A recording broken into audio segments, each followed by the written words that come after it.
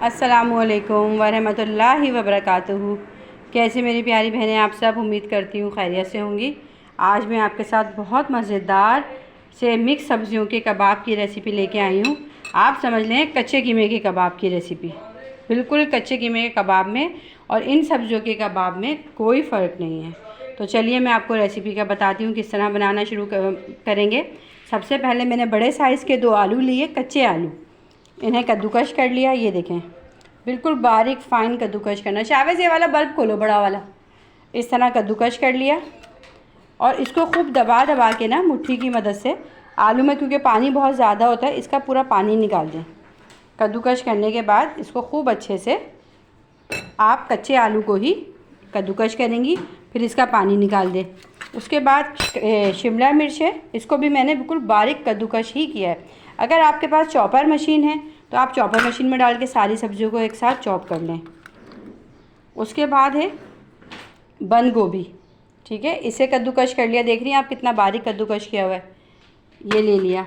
अच्छा जी, इसके बाद है हरा धनिया, बहुत सारा, जो कि इसमें खूब सारा जाता है। जिस तरह हम कच्चे कीमे के कबाब में मसाले डालते हैं, तमाम मसाले हम वही तरीके से लेंगे।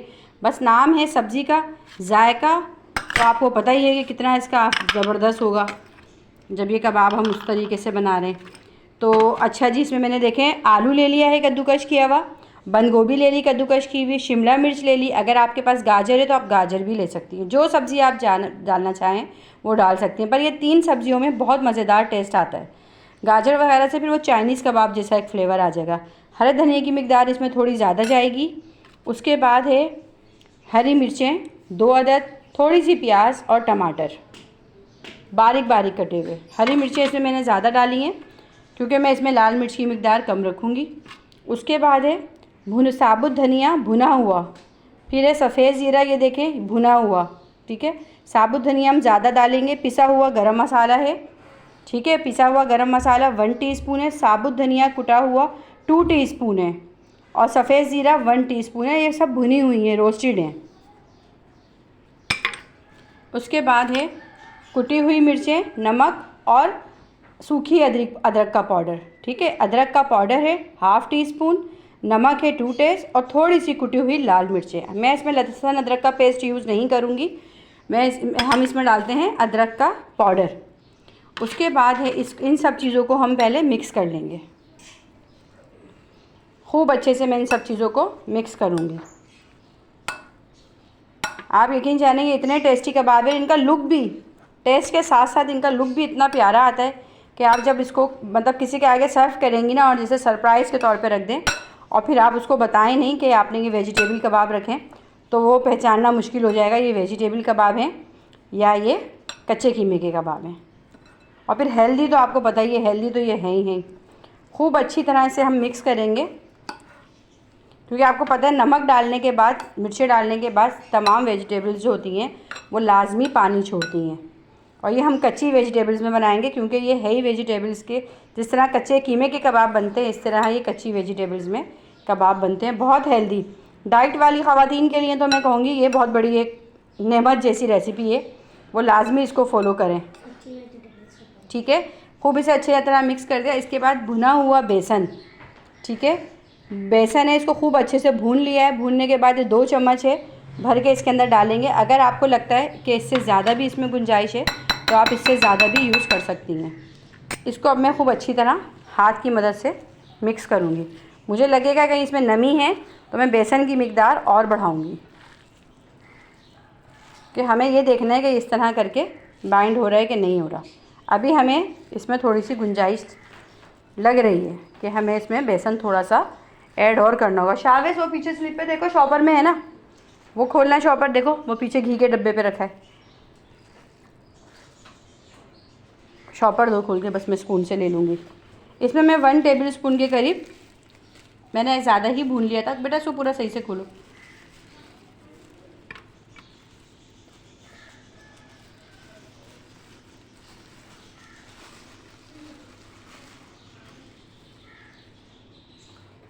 दिखाओ, ठीक है। 1 टेबल स्पून के करीब मैंने इसमें बेसन और ऐड किया। अब ज़ाहिर सी बात है जब बेसन फूलेगा तो पानी इसमें जितना होगा वो जब्स करेगा। अब अच्छे से ये टाइट हो गया है।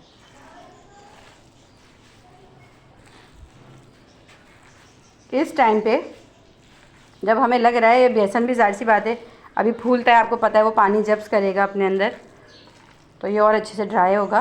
तो इस टाइम पे मैं इसके अंदर, अगर आप खटास पसंद करती हैं तो आप इसके अंदर थोड़ा सा सिरका ऐड कर लें, वरना इसमें ज़रूरत नहीं है। अच्छा लगता है थोड़ा, अक्सर लोगों को खट्टा फ्लेवर।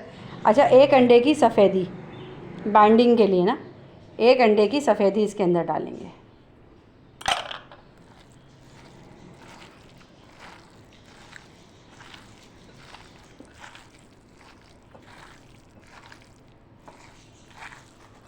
अब मैं इसे तकरीबन 5 से 6 मिनट के लिए कवर करके रखूँगी, ताकि जो है ये खूब अच्छी तरह बेसन वगैरह इसके अंदर फूल जाए और ये अच्छी सी जब हम इसे शेप दें तो इजीली, तो अभी भी शेप हमारी आराम से आ जाएगी, कोई प्रॉब्लम नहीं होगी कबाब की टिक्की की शक्ल।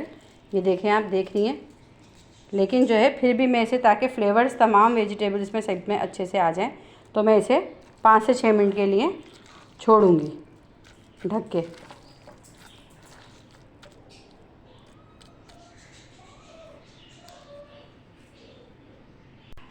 अच्छा, अब तकरीबन 5 से जो है 6 मिनट हो गया। इसको मैंने रेस्ट पोजीशन पे छोड़ा, जितना वेजिटेबल ने पानी छोड़ना था वो भी छोड़ दिया। अब देखिए हम इसकी शेप दे लेते हैं, जिस तरह कबाब की बनाते हैं। साइज़ आप अपने हिसाब से छोटा बड़ा कर सकती हैं। इस तरह मैं इसकी खूब अच्छी तरह टाइट करके हाथ से शेप दे लेती हूँ। बिल्कुल आप यकीन करें, जो इसकी खुशबू आ रही है ना अभी, बिल्कुल कीमे के कबाब वाली ही खुशबू इसमें आ रही है। इस तरह हम इसके तमाम कबाब जो हैं बना लेते हैं।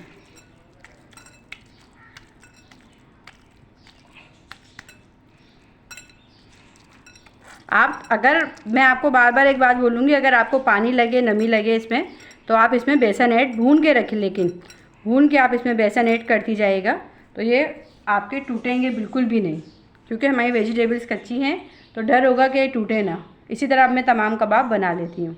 अच्छा, जितने कबाब मुझे फ्राई करने थे उतने मैंने बना लिए हैं। अब हम इसे फ्राई करते हैं। अच्छा, मैं आपको एक चीज़ बताऊँ, जब आप ये कबाब बनाएंगी तो बहुत मतलब सख्त हाथ से ना आपने करना ये है कि खूब अच्छी तरह दबा दबा के हाथ से ना, कि इसका पानी जितना है वो निकल जाए। आप जितने सख्त हाथ से बनाएंगे, क्योंकि वेजिटेबल्स हैं आपको पता है और कच्ची हैं, तो उसको संभालना थोड़ा सा मुश्किल होगा आपके लिए। अगर आप उसको सख्त हाथ से बनाएंगी और पानी उसका निकालती जाएंगी ना, तो आपको फ्राई करते टाइम कोई प्रॉब्लम नहीं होगी, बिला झिझक बिल्कुल सख्त। ये देखें जैसे अभी आपको दिख रहे हैं ना, इसी तरह बनेंगे। और अगर आप इसकी वेजिटेबल्स का पानी सही से नहीं निकालेंगी तो फिर ये आपको प्रॉब्लम करेगा। इतने अच्छे देखें, खूब सख्त सी बाइंडिंग हो गई है। बहुत ज़्यादा हमें इसमें बेसन भी नहीं डालना है, क्योंकि बहुत ज़्यादा अगर हम इसमें बेसन डालेंगे तो वो सब्जियों का अपना एक फ्लेवर जो है वो चला जाएगा और फिर वो बेसन का फ्लेवर स्ट्रॉन्ग हो जाएगा।